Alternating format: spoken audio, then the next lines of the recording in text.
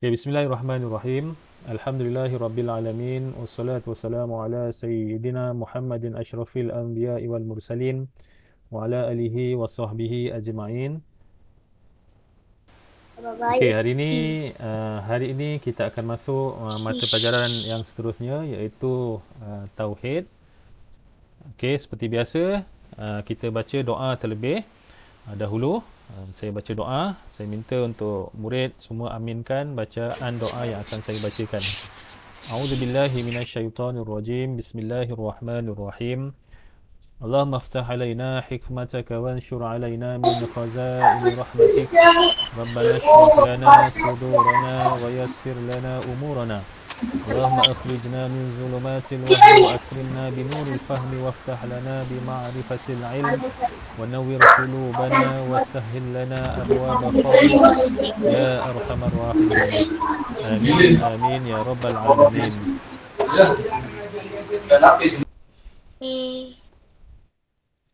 Okey, sebelum saya meneruskan pelajaran kita pada hari ini, sukalah saya nak kembali ingatan, mengingatkan kembali ingatan murid.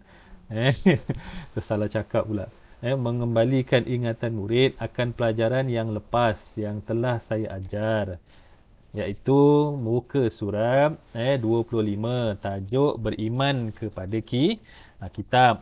Ah, Pelajaran ni saya dah ajar, cuma saya nak murid-murid ingat kembali berkenaan dengan beriman kepada kitab, yang mana ianya merupakan salah satu di antara rukun iman.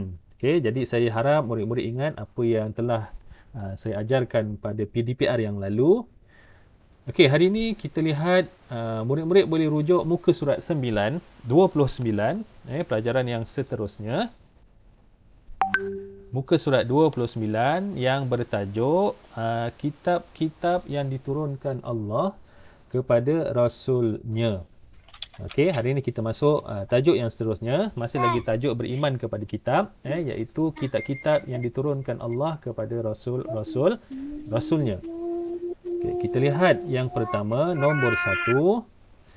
Okey, wahyu Allah diturunkan kepada Rasul-Rasulnya dalam bentuk kitab dan suhuf. Cara penyampaian yang Allah bagikan kepada Rasul, kepada dan juga kepada Nabi, Rasul dan Nabi yang terpilih dalam bentuk kitab melalui perantaraan malaikat Jibril. Tak semua Nabi dan Rasul menerima kitab, hanya Rasul-Rasul yang terpilih sahaja yang dipilih oleh Allah untuk menerima kitab. Okay, kita lihat yang kedua. Okay, kita lihat yang kedua, Allah telah menurunkan 4 buah kitab. Allah telah menurunkan 4 buah kitab. Okay, iaitu yang pertama, murid-murid boleh lihat kitab dan juga slide yang saya paparkan. Okay, kitab yang Allah turunkan ada 4. Okay, ada Rasul penerima, dalam bahasa apa dan untuk siapa. Kita lihat yang pertama, iaitu kitab Zabur. Okay, ini adalah kitab Zabur. Rasul yang menerima kitab Zabur ini ialah Nabi Daud, yang saya tuliskan dengan tulisan merah, Nabi Daud alaihis salam. Kemudian diturunkan dalam bahasa Ibrani untuk Bani Israel. Ini adalah kitab Zabur, Nabi Daud yang menerimanya, diturunkan dalam bahasa Ibrani kepada umat Bani Israel. Okay, ini yang pertama, kitab Zabur, yang mana kita tahu bahawa Nabi Daud ni Allah kurniakan suara yang sedap, sehingga kan bila Nabi Daud ni mengeluarkan suara menyanyikan, air dekat sungai pun boleh terhenti. Kehebatan yang Allah bagi kepada Nabi Daud. Kemudian yang kedua, kitab Taurat. Kitab Taurat Allah turunkan kepada Nabi Musa alaihi salam. Kemudian diturunkan dalam bahasa Ibrani juga, diturunkan kepada umat manusia, iaitu Bani Israel. Jadi dalam bahasa yang sama, dalam umat yang sama, iaitu Nabi Daud yang Rasul penerima, dan juga Nabi Musa, iaitu dan kitab Zabur dan kitab Taurat. Okey, ini kitab yang kedua. Okay, kita lihat kitab yang ketiga iaitu kitab Injil. Kitab Injil Allah turunkan kepada Nabi Isa alaihi salam. Okay, dalam bahasa Suryani. Dalam bahasa Suryani diturunkan juga kepada Bani Israel. Dah 3 umat dah Bani Israel terima. Cuma Nabi yang berlainan, kitab yang berlainan. Okay, ini kitab yang keempat dan kitab yang terakhir. Iaitu kitab Al-Quran. Kitab yang kita baca hari-hari, yang kita ulang kaji, yang kita baca baik dari segi bahasa Arabnya dan juga terjemahannya. Okay, Allah turunkan kepada Nabi kesayangan kita iaitu Nabi Muhammad sallallahu alaihi wasallam. Yang mana Al-Quran ini diturunkan dalam bahasa Arab. Diturunkan khusus dan khas untuk seluruh manusia dan jin hingga hari kiamat. Okey, murid-murid kena tahu bahawa Al-Quran ini Allah turunkan bukan setakat kepada manusia. Bahkan jin juga menerima pembelajaran dan juga penerimaan kitab Al-Quran. Okey, turunnya Al-Quran ini, turunnya kitab Al-Quran ini dia memansuhkan kitab-kitab yang lain. Maksudnya bila turunnya Al-Quran, maka kitab Zabur, kitab Taurat dan juga kitab Injil tidak boleh diguna pakai. Okey, inilah dia 4 kitab yang Allah turunkan kepada kita. Okey, inilah 4 kitab yang Allah turunkan kepada Rasul. Dan kitab yang terakhir iaitu kitab Al-Quran. Turunnya Al-Quran dia memansuhkan kitab-kitab yang lain. Okey, seterusnya kita lihat nombor 3. Okey, siapa nak baca? Siapa nak baca? Sebut nama.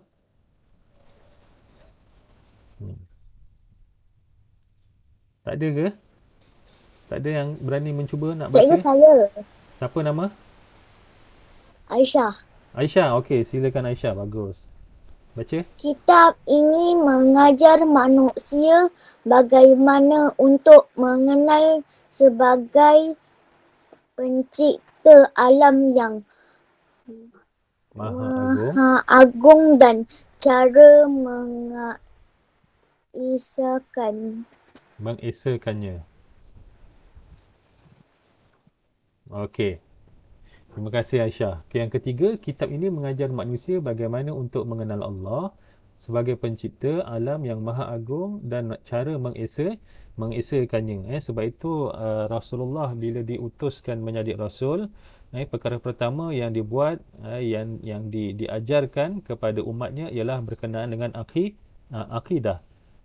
Selepas itu barulah bab-bab perkara yang lain. Rasulullah sangat menekankan bab akidah tauhid kepada Allah, cara untuk kita mengesakan Allah.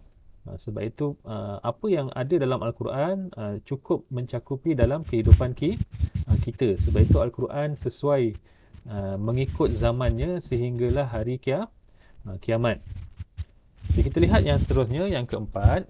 Secara umum, kitab-kitab ini mengandungi kata-kata hikmah, nasihat, ajaran syariat, hukum dan panduan hidup meliputi cara beribadah dan perhubungan antara manusia. Maksudnya secara umum ni kitab-kitab yang tadi saya dah terangkan, kitab Zabur, kitab Taurat, kitab Injil dan juga Al-Quran, secara umumnya dia mengandungi kata-kata hikmah, nasihat. Macam dalam Al-Quran pun ada berkenaan dengan kisah Luqmanul Hakim yang memberi nasihat kepada anaknya. Ajaran syariat, hukum, panduan hidup meliputi cara beribadah, bagaimana kita solat, berhubungan antara manusia semua ada diterapkan dalam kitab-kitab ini. Tapi kitab yang paling sempurna yang kita baca sekarang lah iaitu kitab Al-Quran. Yang kelima, kesemua kitab mempunyai kemuliaan di sisi Allah Subhanahu wa ta'ala. Maksudnya 4 kitab ni adalah kitab yang mulia di sisi Allah. Cuma apa yang saya cakap tadi, turunnya Al-Quran dia memansuhkan 3 kitab yang lain. Bermaksud 3 kitab itu tidak boleh digunakan pakailah sekarang ni. Bahkan ada setengahnya kitab itu telah diubah mengikut selera manusia masing-masing. Okey, yang keenam. Okey, siapa yang nak baca nombor 6? Nombor 6 kalau kitab muka surat 30. Saya. Siapa? Najwa. Saya. Najwa Maisara. Okey, Najwa Maisara baca dulu nombor 6. Kitab Al-Zabur, Al-Tawrat dan Al-Injil diturunkan keseluruhannya serentak, manakala kitab Al-Quran pula diturunkan berperingkat. Okey, terima kasih Najwa. Okey, yang ke-6 Ustaz, kat buku saya tak ada muka surat 30. tak ada. Okey, agaknya okey, yang ke-6, terima kasih tadi Najwa Maisara. Okey, kitab Zabur, Taurat dan Injil. Tiga kitab ni Allah turunkan keseluruhannya serentak. Maksudnya sekaligus, serentak.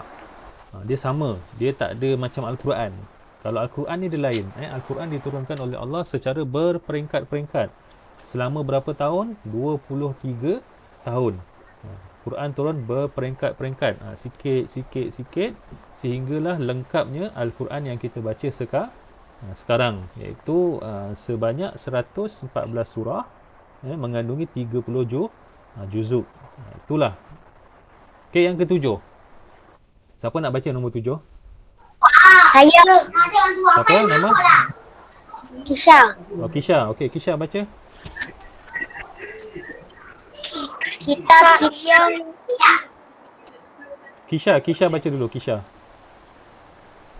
kitab-kitab yang diturunkan kepada Nabi dan Rasul adalah sebagai bukti terbit dan kerasulan mari. Okey, Kisha Putri Azalia. Okey, terima kasih.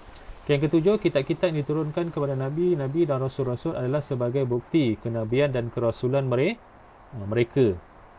Turunnya Al-Quran ini membuktikanlah kenabian dan juga kerasulan mereka, iaitu 4 orang Nabi.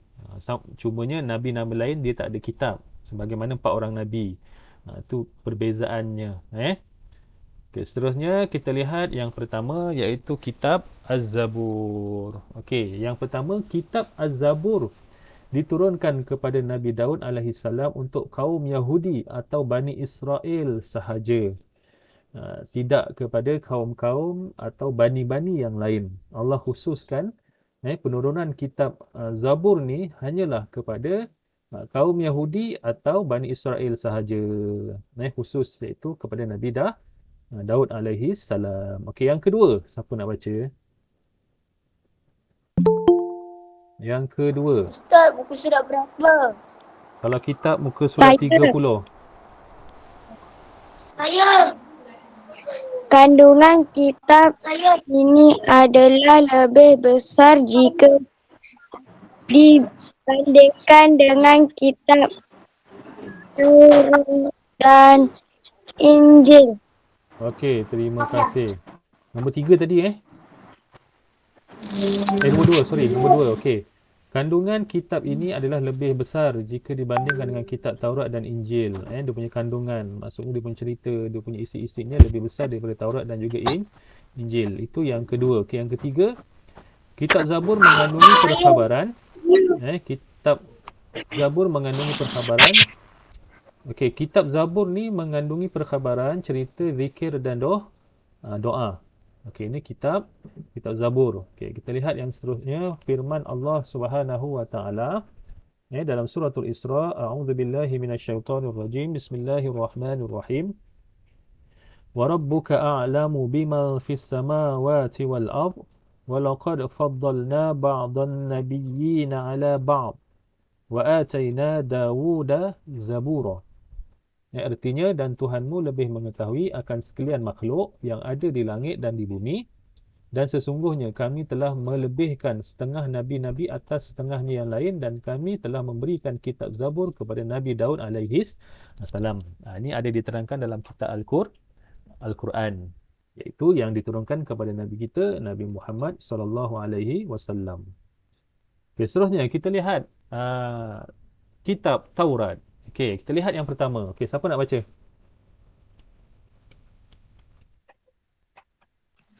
Saya. Baca Saiful Amri daripada tadi nak baca. Okey, baca. Kitab Al-Taurat diturunkan kepada Nabi Musa alaihissalam untuk disampaikan kepada umat.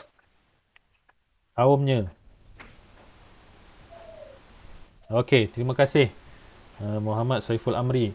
Kita lihat yang pertama, kitab Zabur, iaitu diturunkan kepada Nabi Musa alaihissalam untuk disampaikan kepada kaumnya. Ini kitab yang kedua, kitab Taurat. Okey, yang kedua, kitab ini mengandungi pengajaran dan bimbingan untuk Bani Israel. Di mana yang kitab yang pertama, iaitu kitab Zabur, yang Allah turunkan kepada Nabi Daud untuk kaum Bani Israel. Sama juga kitab Taurat, Allah turunkan juga kepada Bani Israel. Jadi, kita lihat yang ketiga. Siapa nak baca nombor 3? Sebut nama dulu. Nombor 3. Saya. Siapa? Atika. Betul Atika. Okey, baca Atika. Nama kat sini Atika, nama sebetul saya tak tahu. Kandungan asal kitab Taurat. Taurat telah diubah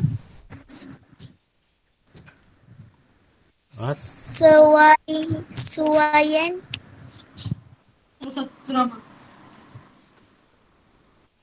Okey, tak apa. Yang ketiga, kandungan asal kitab Taurat telah diubah sesuai oleh pendeta-pendeta mereka.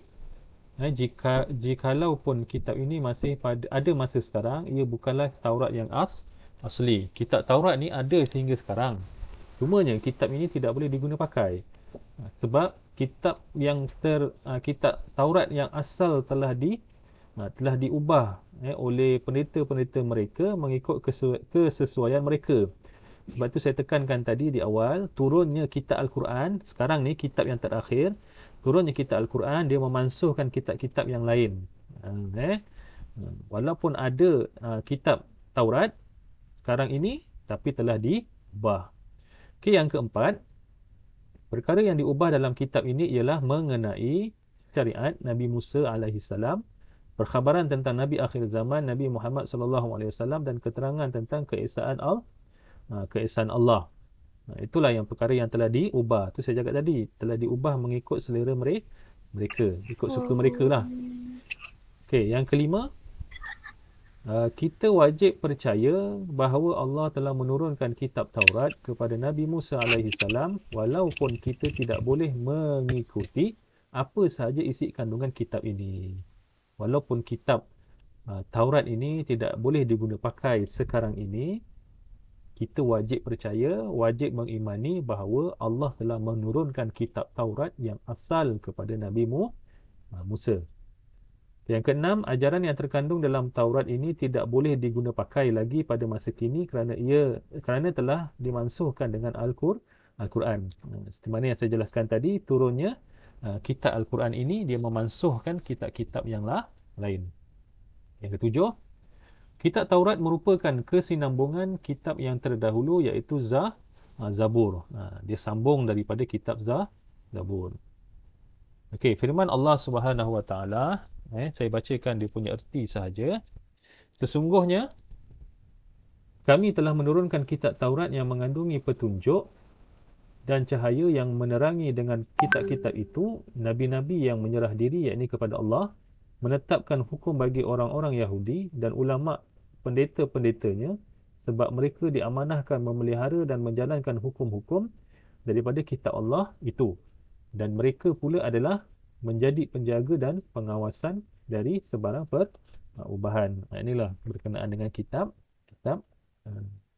Taurat. Okey, seterusnya kitab yang ketiga iaitu kitab Injil. Okey. Okey, kitab Injil yang pertama, siapa nak baca?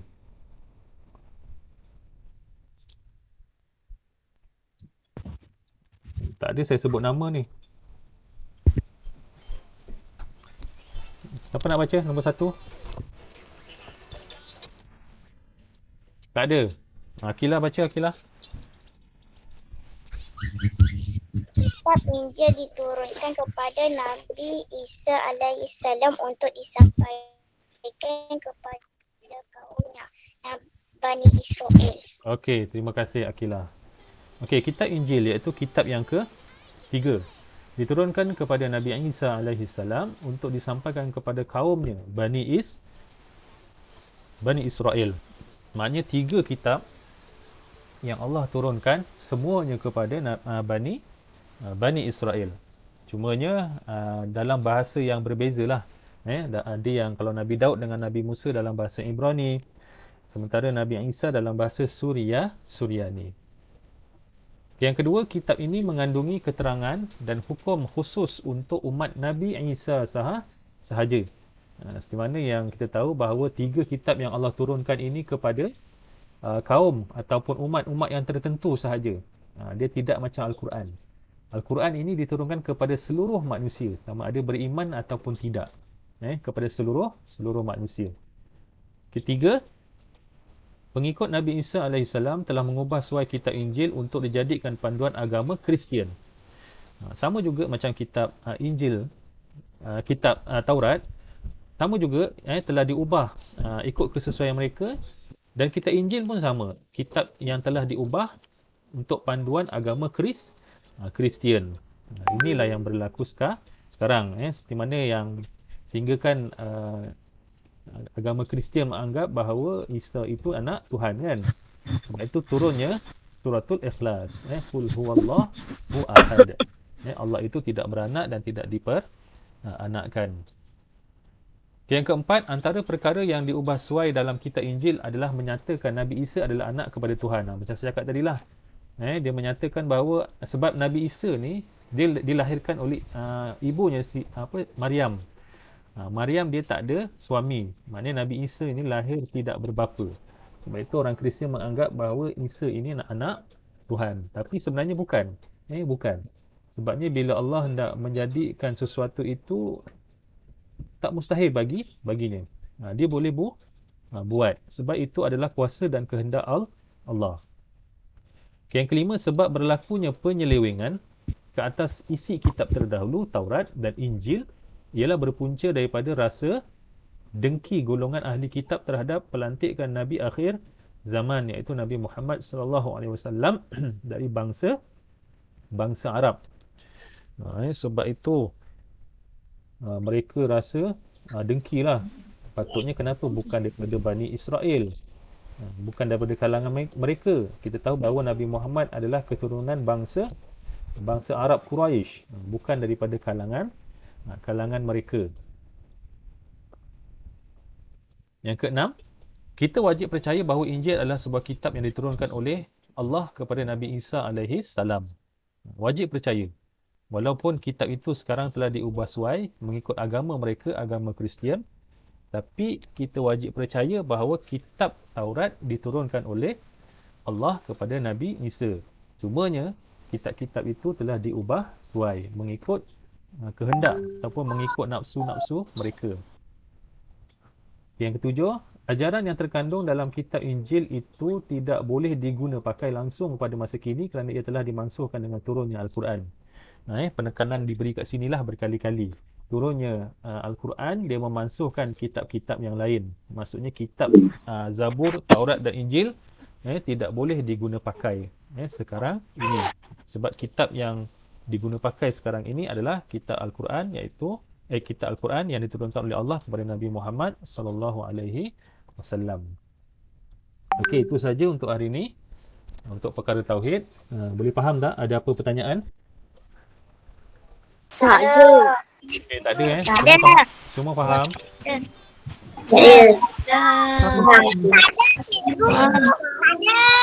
Tak ada. Okey, faham Okey, untuk tugasan nanti saya akan sendkan video ni dalam group. Macam biasalah nanti awak buat tugasan yang saya berikan.